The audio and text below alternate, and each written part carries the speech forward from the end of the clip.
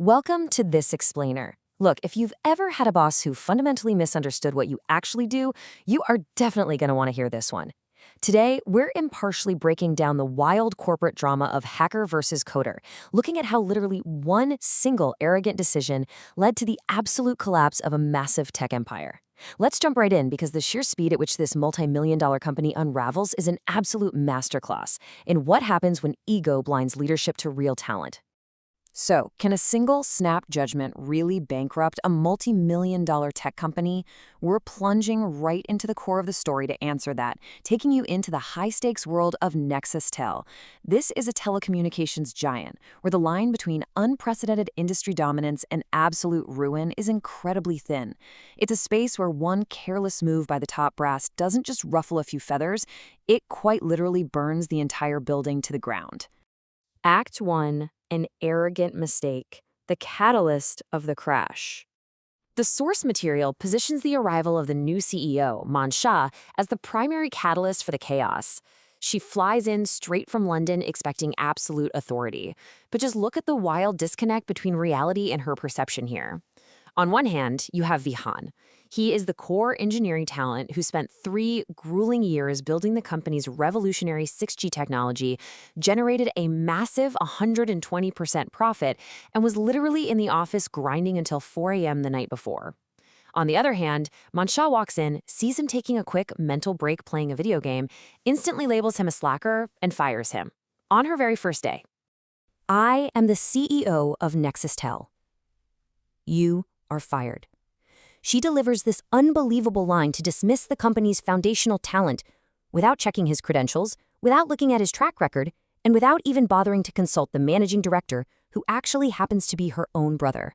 She just wields her title as a weapon, completely unaware that she's aiming it directly at the company's own life support system.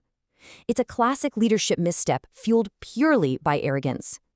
And check out the sheer confidence of Vihan's reaction. He utterly refuses to beg for his job. Actually, he actively rejects everything they throw at him. He drops a $10 million platinum card, tosses back the keys to a company-gifted sports car, completely forfeits his 10% equity, and flat out laughs at the absurd 2.7 crore penalty Mansha tries to slap him with. He walks out with absolute confidence, warning Mansha that she is going to bitterly regret her decision. Act 2. The fake Cyber King's deception. The illusion of security.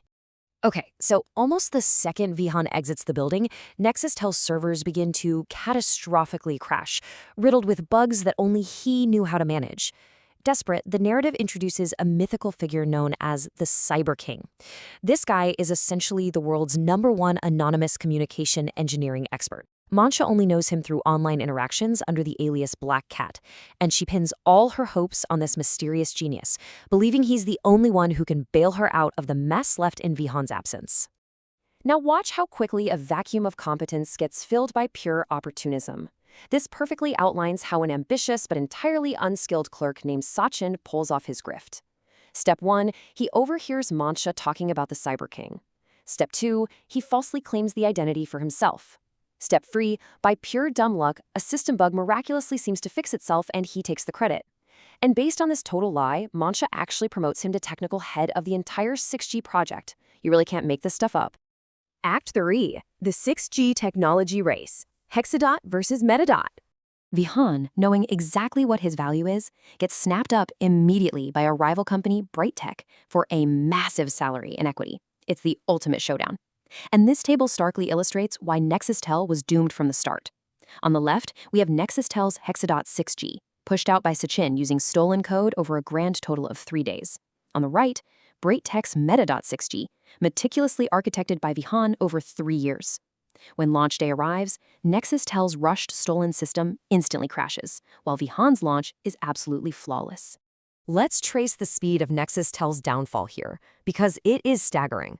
Within the very hour of launch, the system completely faceplants. By the end of that exact same day, the company's shares hit the lower circuit, absolutely tanking in the market. And within just 48 hours, moneylenders are literally walking into the building to seize all the office assets. It's a brutal cautionary tale of ignored warnings and blind arrogance. Act 4. The bankruptcy and takeover. Checkmate. Talk about a complete reversal of fortune. The hastily fired employee is now holding all the cards. Vihan delivers this biting reality check to Mansha, In business, the balance sheet speaks, not words. Your company is already drowned. When Mancha tries to play the emotion card, pleading about her family's legacy and years of hard work, Vihan sharply reminds her of the brutal reality of corporate consequence. Emotional pleas hold absolutely zero weight when the bank accounts are empty. And this massive figure highlights the ultimate irony of this whole explainer. $20 million.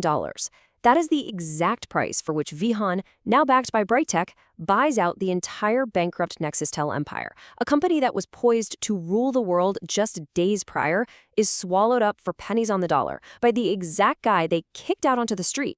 The source material throws in a really fascinating ideological twist right here.